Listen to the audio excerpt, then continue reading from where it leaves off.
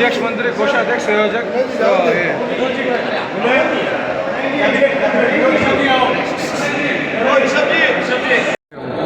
ನಮಸ್ತೆ ಎಲ್ಲರಿಗೂ ನಮಸ್ಕಾರ. ಇಂದು ದಕ್ಷಿಣಾಂಚಲ್ ಯುವ ಸಮ್ಮೇಳನ ಆರೋಹಣ್ ಶಿಖರ್ ಕಿ ಓರ್ ಒಂದು ಕಾರ್ಯಕ್ರಮ ತೇರಾಪಂಥ್ ಯುವಕ ಪರಿಷತ್ ಬೆಂಗಳೂರು ವತಿಯಿಂದ ಆಯೋಜನೆ ಆಗಿದೆ.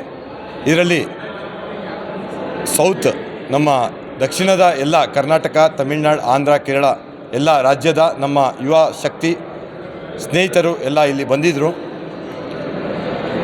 500ಕ್ಕಿಂತ ಹೆಚ್ಚು ಯುವಕರು ಇಂದು ನಮ್ಮ ಈ ಕಾರ್ಯಕ್ರಮದಲ್ಲಿ ಭಾಗವಹಿಸಿ ಈ ಕಾರ್ಯಕ್ರಮವನ್ನು ಯಶಸ್ವಿಯಾಗಿ ಮಾಡಿದ್ದಾರೆ. ಇದರಲ್ಲಿ 37 ನಮ್ಮ ಶಾಖೆಗಳು ಇದ್ದಾರೆ ಸೌತಲ್ಲಿ. ಅವರೆಲ್ಲರೂ ಈ ಕಾರ್ಯಕ್ರಮದಲ್ಲಿ ಬಂದಿದ್ದರು. ಬಹಳ ಒಂದು ಕಾರ್ಯಕ್ರಮ ಬಹಳ ಒಂದು ಉತ್ಸಾಹಪೂರ್ವಕವಾಗಿ ನಡೆಯಿತು. ಪೂರ್ತಿ ದಿನ ಇತ್ತು. ಬೆಳಗ್ಗೆ 9ರಿಂದ ಈಗ 4:15 ತನಕ ಈ ಕಾರ್ಯಕ್ರಮ ಇತ್ತು. ಸರ್, ಯುವಕರಿಗೆ ಏನು ಸಂದೇಶ ಕೊಡ್ತಾರೆ? This Dakshinanchal Daitya Bodh Sammelan was organized by Terapanth Yoga Parishad Bengaluru under the guidance of Akhil Bharatiya Terapanth Yoga Parishad. This Dakshinanchal Youth Sammelan was on the 300 birth celebrations of Acharya Bhikshu, who is the first Acharya of Terapanth, Shri Jain Shwetambar Terapanth sect. This organization Terapanth Yoga Parishad Bengaluru has 3 mukhya ayams: Seva, Sanskar, Sangathan. So all these 3 prakalp have been taken over by or being organized by TEU Bangalore. Under this we have lot of activities which are being conducted, and this Dakshinanchal Sammelan was organized to gather all the youth and send a great message by our first Acharya, Shri Acharya Bhikshu, whose 300 birth celebration was organized today. Today's Karikram had a lot of chief guests: Yuva Gaurav, Shri Mulchandji Nahar, Shri Vimalji Kataria, Rashtriya Adhyaksh, who was our National President, Shri Rameshji Daga, Himatji Mandot, and other dignitaries. Also, we had esteemed presence from 30 Shaka Parishads across the state of Karnataka, Tamil Nadu, Andhra, Telangana, and various other states. To this Ayojan, we are very grateful. We are also happy that DTV News Kannada has been associated and jointly helped us in organizing this event today. Thank you so much once again. What is your name?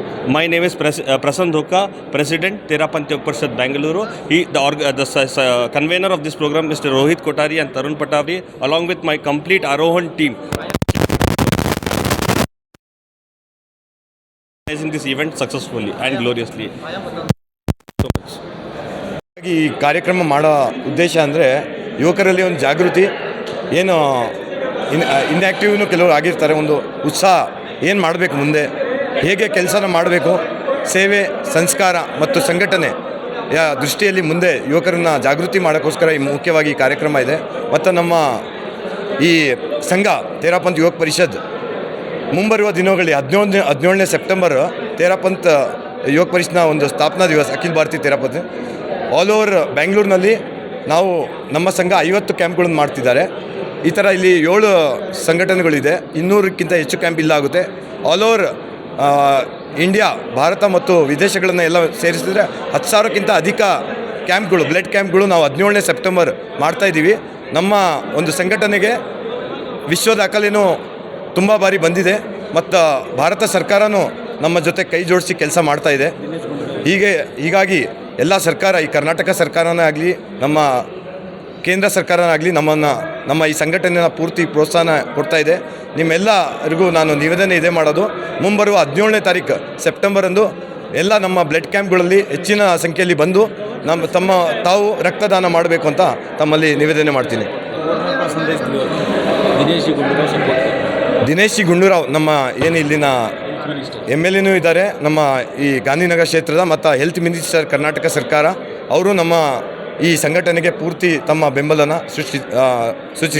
ನೀಡಿದ್ದಾರೆ.